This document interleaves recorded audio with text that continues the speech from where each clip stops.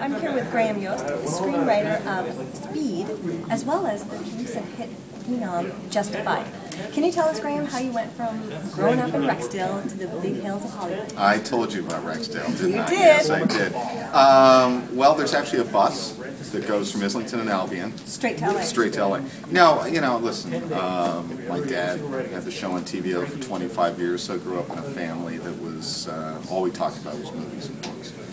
So, I think, I always say that they would have been a little disappointed if I said I wanted to be a lawyer or a doctor. They wanted me, my dad encouraged me to be a writer. So, first moved to New York a couple years after I went to UT, and wrote anything anyone would pay me to write. Worked for Facts on File, worked for Soap Opera Digest, Encyclopedia Britannica.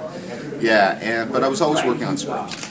And got some work with Nickelodeon, the kids channel in the States, and then moved out to LA. And after continued to work for Nickelodeon for a couple of years, doing a show called Hey Dude, and then I had the idea for Speed. And then that sold, and everything kind of changed from that. So I worked in network TV a little bit, a half-hour comedy, Full House, and this little show on NBC that stumbled on for 2 years called The Powers That Be. That was a great experience. New Jersey, executive producer. But then wrote Speed, and as I say, everything kind of changed. Got back into TV when Tom Hanks was doing From the Earth to the Moon for HBO, a big mini-series about the Apollo program.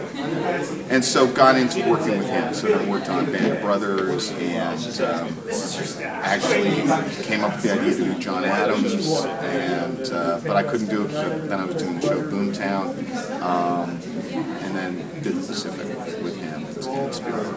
And I can just call him Mr. Spielberg, actually. I can't call him Steve. No, but anyway, and then, had a deal with Sony, and they had this short story for Justified, this Elmore Leonard short story called Fire in the Hole, and we sold it as a series, and been doing that for 3 years.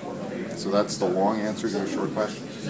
Well, that goes from a short story to a series. Yes. It works that way, doesn't it?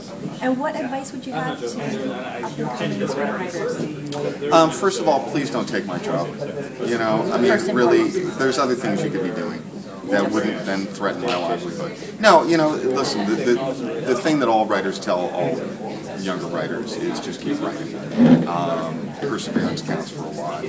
And, listen, I've read writers who were great right out of the gate. Working with a writer now on another FX project, and the first script he wrote was spectacularly good. My first script was not spectacularly good. I don't know if any of my scripts have been spectacularly good, but you learn by doing, and it's important to have friends in I'd say in the business, but who are also writers. You can share stuff with. I know a lot of writers in Hollywood belong to writers' groups, and they'll just circulate their stuff and give each other notes, and that helps a lot. I think going to film school is a good idea. But whatever encourages you to write and to try different things, and they say write what you know. It's not so much that. I think it's write what you want to see.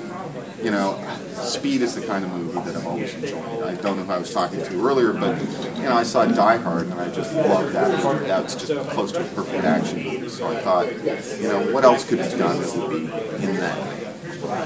Now you say keep writing, so it leads me to ask, in the face of rejection and failure, what can you learn about rejection and failure? Well, the truth is you don't learn from success.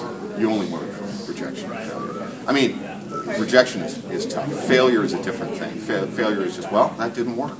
And I can point to, including Speed, but certainly every film I've worked on, every television series, and go, I blew it there, or we blew it there, or even better yet, they blew it there, because then I can make it someone else's fault, not my own. I'm kidding. No, but it really is, you have to look at it. Sometimes it takes a while to step back and realize, oh, yeah, that thing that person first told me when I read the script, they were right. I didn't hear it. It took me a long time to understand it, but they were right.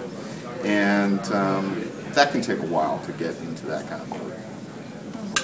So there you have it. Keep writing.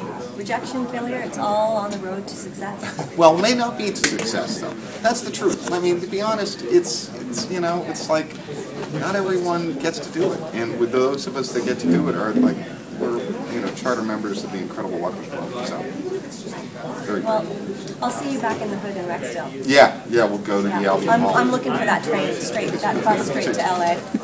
Thanks, Graham. Thank you.